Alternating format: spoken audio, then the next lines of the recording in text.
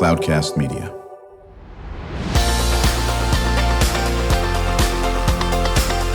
Drew Schlosberg Spotlight on the Community Show, amplifying the voices of social impact organizations, entrepreneurs, local nonprofits, and other community champions who shape the culture, creativity, and connectivity of San Diego. Brought to you by Mission Fed Credit Union, bringing good things to San Diego for over 60 years. Learn more about what is good for you and good for all by visiting www.missionfed.com. I'm Drew Schlosberg of Cloudcast Media, and what an honor to have in the studio with us today Monica Santos, founder and executive director of Advancing Students Forward. Can't wait to hear all about your program. Thank you, Drew. It's really wonderful to be here. Yeah, and I'd be remiss if we didn't give a shout out to our friend and colleague, the wonderful, stupendous Perla Myers. She is the executive director of the Jacobs Institute for Innovation and Education, who brought us together over here. And I think it's something I really want to shout Perla out, the work that she does. And she's tireless and she's so humble, and want to give her as much credit as we can too. I certainly do too, and I also want to thank her so much for the many hours of service that she's done for our students. It's phenomenal. So talk about the mission of Advancing Students Forward. What's it about? The mission of Advancing Students Forward is to provide students, specifically in Mexico, Tijuana, Mexico, access to education, support for their academic success so that they can create a positive future for themselves and for the community where they live. So now, do you bring the students up here to the U.S.? Do you go down to the students in Mexico? Is it a little bit of both? Well, it is a little bit of both, but mostly we are with the students in Mexico. Right. Most of our students they do not have visas to cross the border. Right. And we do most of our work going to the students. There are some students who have visas, and whenever there are opportunities for them to come and participate in activities, we do that. But our primary work is with the students in Mexico. Right. And is there an age group you work with? We start with students when they start their first year of middle school, and we accompany them all the way through the end of their university education. Oh, is that right? Okay. Yes. And are they doing their middle school course in Mexico? Where in Mexico? Is it all over? The focus is Mexico, and it's actually Colonia Tecolote, and Colonia is in the vicinity. Okay. That Colonia Tecolote is near La Gloria, which is halfway between Tijuana and Rosarito Beach. Right. It is an underserved neighborhood that is highly impacted by crime, low-level drug activity, and things like that. And in Mexico, 50% of the students do not continue their education after 6th grade. Interesting. Is that because they are working with their families, trying to make money? They just disappear into wherever the case may be? We know there's quite a bit of challenges, to say the least. Right. The main reason is because public education stops in 6th grade. So after 6th grade, the students need, and families, they need to pay tuition. Right. They need to pay for their uniforms, their books, and their transportation. And there are not enough schools to accommodate all the children in Tijuana. So you may take your 7th grade student to the neighborhood school and find out that there is not a desk for them, which means that you have to go to a neighborhood, maybe 1 or 2 buses away, and try and get a spot. Right. So you serve how many students a year? We have 70 students, and we accompany them for an average of 9 years. Okay. So then you started this how many years ago? It started informally in the early 80s. Okay. Wow. Congratulations. Thank you. By the way, so of the 70 students that are currently going on, right? Yes. Is it equally divided between 6 and 12? How does that work? It kind of works itself out. We try and keep a balance of boys versus girls. Right. A grade level, it's usually about 25 middle school, 25 high school, and then the rest are university or doing a technical course. Right. And the ones that are in university, have they stayed with you the whole time since 6th grade, or just or can someone jump in at an older age? No, we used to do that, but it really lost the continuity. And part of our program, the importance is the connectedness and the sense of community. So we take them when they start, though it's very hard. There are many, many students who apply, but we're very strict now. We start them when they're going to start middle school. Okay. And our commitment to them is all the way through university. And we found that it actually makes such a difference. That's what makes our program different, is because imagine spending 9 to 10 years with a student during those formative years. Not only does the relationship grow with us and them, but they are mentors and role models for the children who are following in their footsteps. Yeah, without question. We're chatting with Monica Santos. She's the founder and executive director of Advancing Students Forward, working with students in Mexico beginning in 6th grade and taking them all through their university career. Some very much underrepresented students in some pretty challenging situations. I'm Drew Schlosberg, and you're listening to another edition of Drew Schlosberg Spotlight on the Community Show on Cloudcast Media, brought to you by Mission Fed Credit Union, doing spectacular things for San Diegans for more than 60 years. So with this aspect, is the teachers that work with them, do they do multiple grades? So if there's a person using or teaching a 6th grader, they're also doing a 7th grader and 8th grader, or are they individual teachers for all the grades? Well, the interesting thing is that students go to school in the neighborhood. Right. They don't come to us for school. We're Gotcha. an extra activity, and we Okay. usually do it primarily on the weekends. Okay. And so our teachers come from a variety of areas. Right. They are volunteers from here in the United States. They are volunteers in Mexico. They're professionals. There are graduates of our program. So depending on what program we're doing at the time, that's the different kinds of activities that they do. We spend time with the students in their specific grade levels, but then we also mix them. Yeah, and how much are you teaching other languages? Obviously, are you teaching in English, you're teaching in Spanish for them to learn English? Well, they do take English in class, Of course. and they practice their English with many of the volunteers who don't speak Spanish. Right. But our purpose is not really to be actually teaching the different subjects, but Right. we support them, and we find ways for them to be successful in their academic courses. Right, exactly. So how many of the students actually complete, you've been doing this since in the 80s, but how many people that you start with in 6th grade actually go through the whole program when they go to college?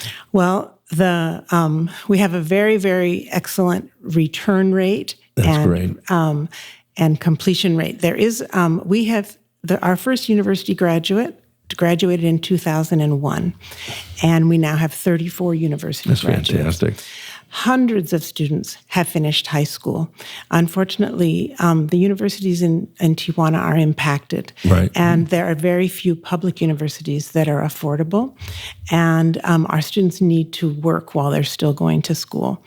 So we feel very proud of the return rate and the fact that the students, the majority of them, do finish high school with us.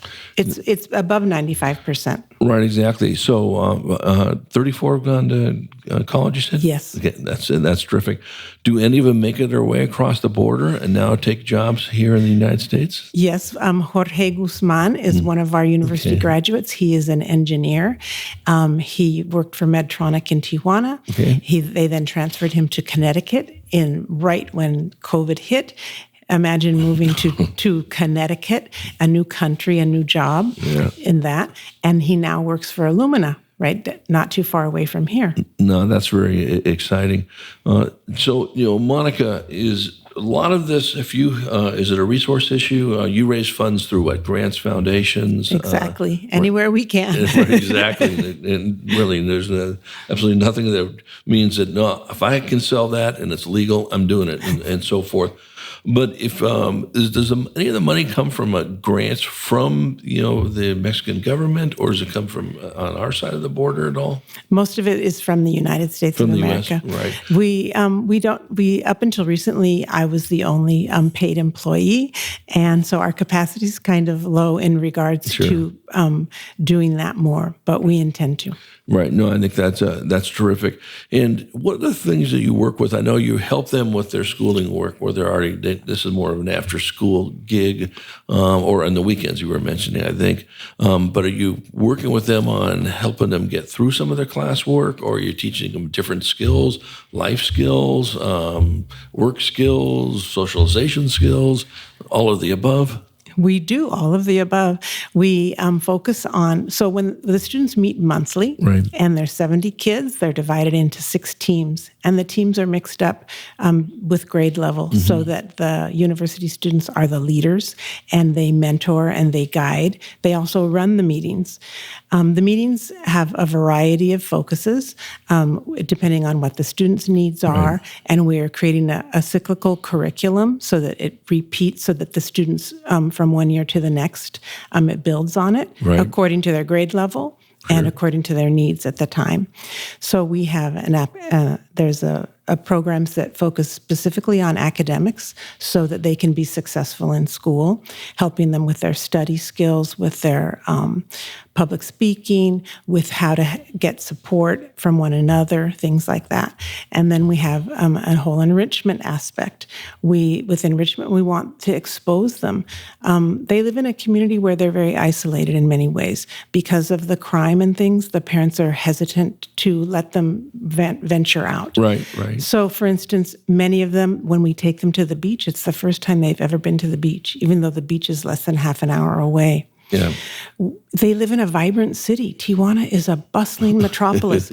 We take them to the cultural center. We take them to the art center, so that they need to expand imagine what they could even be, because they are very limited in what their experience is. You bring up a good point. Well, I'm going to talk about when we come back from break, because the same thing is happening on the side of the border, as you well know, as well, with hard to fathom that there are people living in San Diego County that have never been to the beach, and there are, or to the mountains and stuff. We're going to be right back with Monica Santos. She's the founder and executive director of Advancing Students Forward. I'm Drew Schlosberg, and you're listening to another edition of Spotlight on the Community on Cloudcast Media, brought to you by Mission Fed Credit Union and these beautiful Mission Fed Studio and Scripps Ranch. Mission Fed's been doing wonderful things for San Diegans for more than 60 years. We will be right back. When you do your banking with Mission Fed, you get great rates on auto and home loans. That's good for you, but something good also happens for a lot of other people. We're not for profit, so we put money back into the community to help lots of great nonprofits to keep San Diego strong. So you're not just getting something good, you're doing something good. Come to Mission Fed. It's banking that's good for all. Brand amplification is the DNA of Cloudcast Media, and our code is the powerful blending of sound, voice, and storytelling to lift local brands and their communities. Whether it is our Brandcast, Schoolcast, or Causecast platforms, the unifying ethos is all about this community, the one you call home. If you dare to dream and want to explore the brand amplification of Cloudcast, a national leader in local podcasting and other Winfluence strategies, please visit us at cloudcast.us.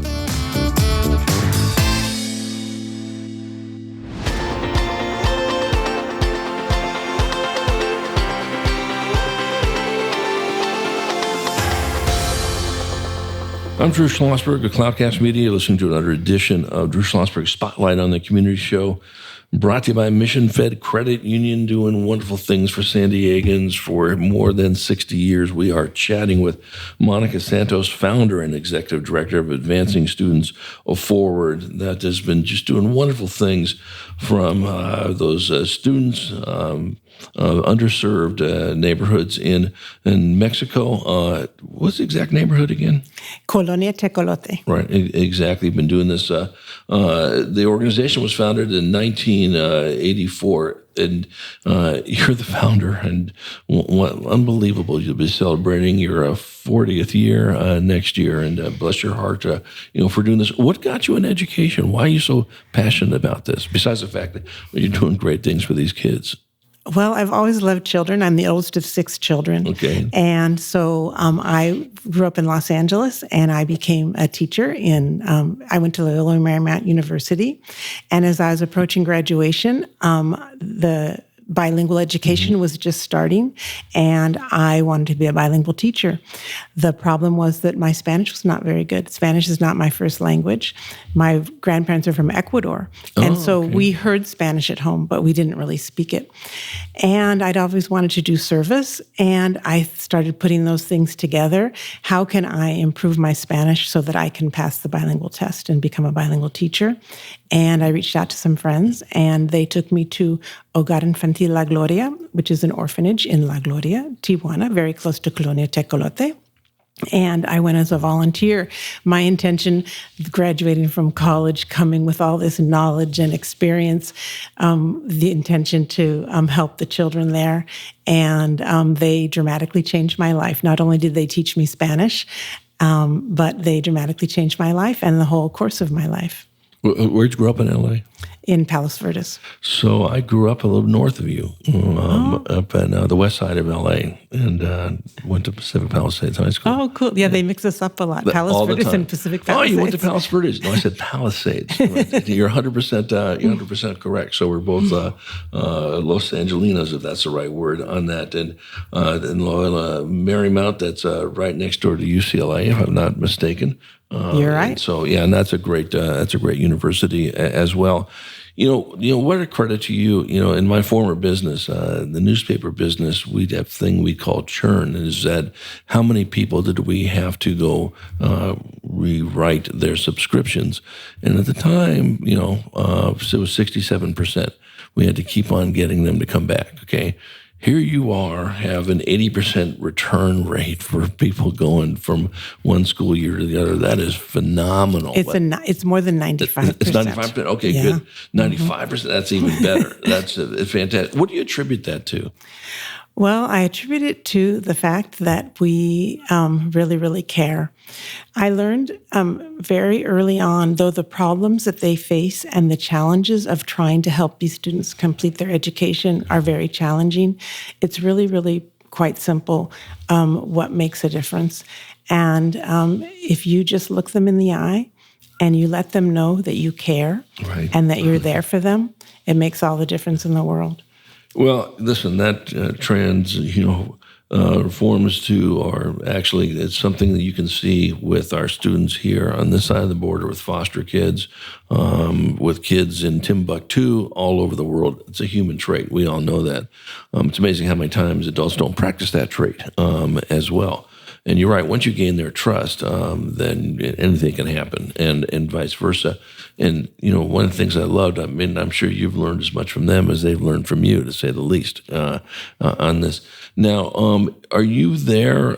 So during the school year, is it every weekend that this program takes place? No, we have monthly meetings. Okay, it's hard to get 70 kids all together at once. And so we have monthly meetings, and we try and be there once a week. The pandemic makes it really difficult with the border. And so we're still working back into our regular schedule. Right, exactly. So how many teachers work with you, with these students? Well, we have dozens of, we have like a dozen regular volunteers, but we're always bringing in different people who can help support in a variety of ways. Right. Do they ever take a field trip over to this side of the border? We have, but there's just a handful who have visas who can come across the border. You were saying that. That's right. Okay, right. That's right. And then does USD and our good friend Perla Myers, does she make a way down there? She does. She was very, very instrumental in getting our STEAM work going, which led to our upcycling program, which we're doing now. She and her students and other colleagues from USD, we're an anchor partner with USD. And so they spent more than a year going down regularly, working with our students in that way. So it's upcycling?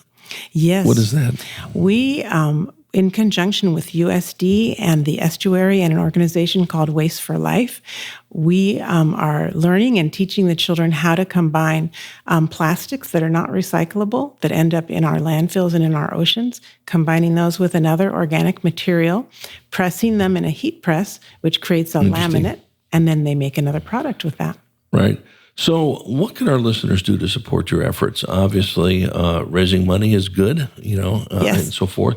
Can they volunteer? Can they give product like computers or books or desks or whatever? What can they do? Yes. Well, of course, the money helps because we give them money directly to help with their schooling and to help keep everything going. But we take volunteers on a regular basis. You can help tutor, mentor. We need people to help. With this upcycling, we are creating a workshop where we need help refurbishing that workshop, teaching and kind of reinforcing these upcycling and ways that we can help preserve our earth and care for our earth.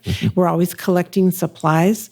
We have a backpack drive every at the holiday season, and people come and celebrate, and we pack backpacks with supplies for the students. We're getting ready for a graduation celebration.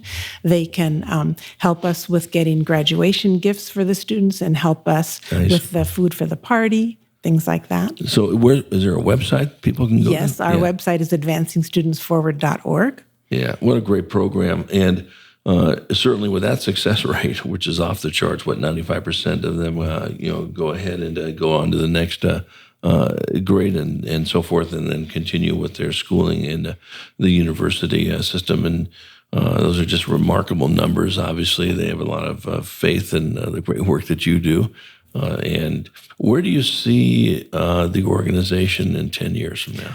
Oh, in 10 years, we're working on that very actively. Really? We have a succession plan.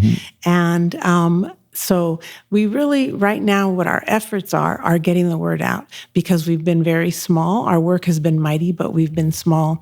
And we're fortunate now to have an office in Linda Vista. And we're partnering with Bayside, with the University of San Diego, with other organizations, and just really want to get more people involved helping us so that will sustain the team that we're growing right now. We now have a full-time manager of operations. We have other contracted people with our curriculum. We have a counselor who's there for the students and for the parents.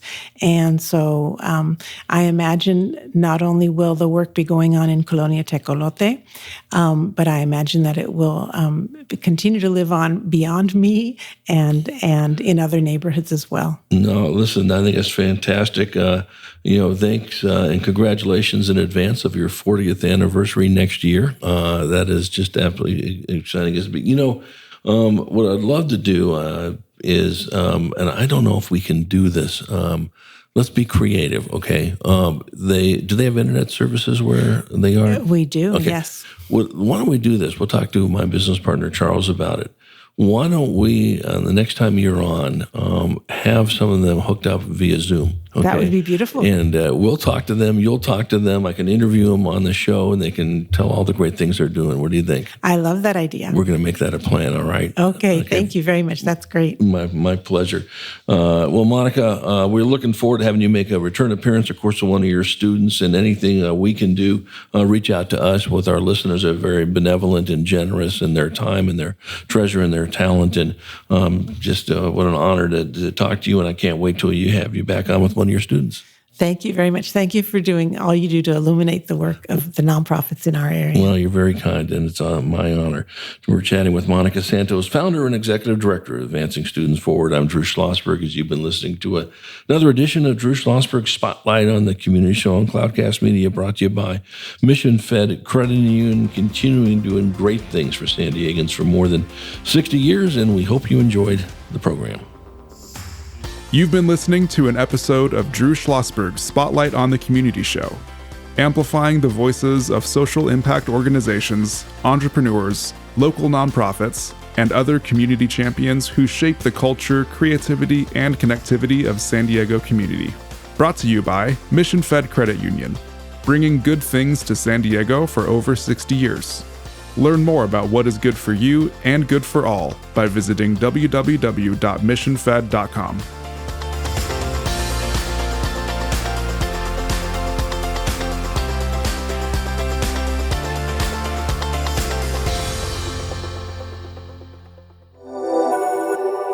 Cloudcast Media.